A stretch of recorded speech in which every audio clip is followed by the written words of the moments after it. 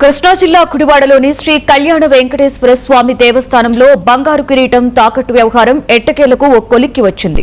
Trust అధ్యక్షుడు పోకూరి మోహనరావు కిరీటాన్ని తీసుకువచ్చి కమిటీ సభ్యుల సమక్షంలో దాత మాటూరి సుబ్బారావుకి చూపించగా ఆయన భావోద్వేగానికి గురయ్యారు. ఈ రోజు ఉదయం శాస్త్రోక్తంగా కిరీటాన్ని స్వామివారికి అలంకరించనున్నట్లుగా కమిటీ సభ్యులు తెలిపారు.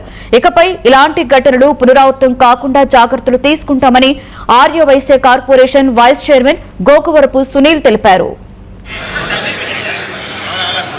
మా పెద్దనాన్నగారు ఈ కిరీటం ఇచ్చారు.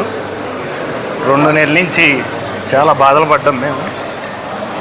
ఎందుకనంటే ఒక దాత ఇచ్చిన దానికి తాకట్టు పెట్టారనే బాధతో మేము మా కుటుంబ సభ్యులందరం సఫర్ అయ్యాం.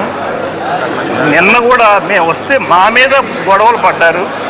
అయితే ఇవాళ తీసుకొచ్చి ఇచ్చినందుకు చాలా సంతోషంగా ఉంది. ఏం జరిగిందనేది గుడివాడ మొత్తానికి తెలుసు. కిరీటం ఇచ్చిందే కాకుండా నిందలు కూడా మేము పడ్డాం. మా పెద్దనాన్న గారి బాధ ఇవాళ చూడండి, మేము ఎంత బాధపడ్డాం అనేది తెలుస్తుంది మీకు. మేము ఎక్కడ వెళ్ళకోకుండా అన్నీ సామరస్యపూర్వకంగా చేద్దామనే ఉద్దేశంతోనే సునీల్ గారి దగ్గర పెట్టాం మేము. అయితే అది లేట్ అయింది. 2 నెలల క్రితం జరగాల్సిన విషయం ఇప్పుడు వచ్చింది. కమిటీ మెంబర్లందరికీ కిరీటం మళ్ళీ తీసుకొచ్చి ఇచ్చినందుకు సంతోషపడుతున్నాం. మీకు అది జాగ్రత్త చేయడం రాకపోతే మేము లాకర్ ఓపెన్ చేసుకుంటాము. మేము తీసుకొచ్చి అప్పు చెబుతాం. ఆ రోజు ఏ రోజు పర్వదినం ఉంటే ఆ రోజు తర్వాత మేమే తీసుకెళ్ళి లాకర్లో పెట్టుకుంటాం. మాకు అలా అవకాశం కల్పించండి.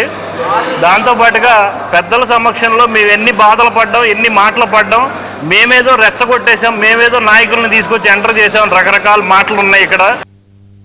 మన గుడివాడ నియోజకవర్గంలో శ్రీ కళ్యాణ వెంకటేశ్వర స్వామి గుడి కిరీటం గురించి రకరకాలుగా మనం చూసాం. పోస్టులు కానీ పత్రికల్లో కానీ ఎవరో ఇష్టం వచ్చినట్టు వాళ్ళు పెట్టుకుంటూ వచ్చారు.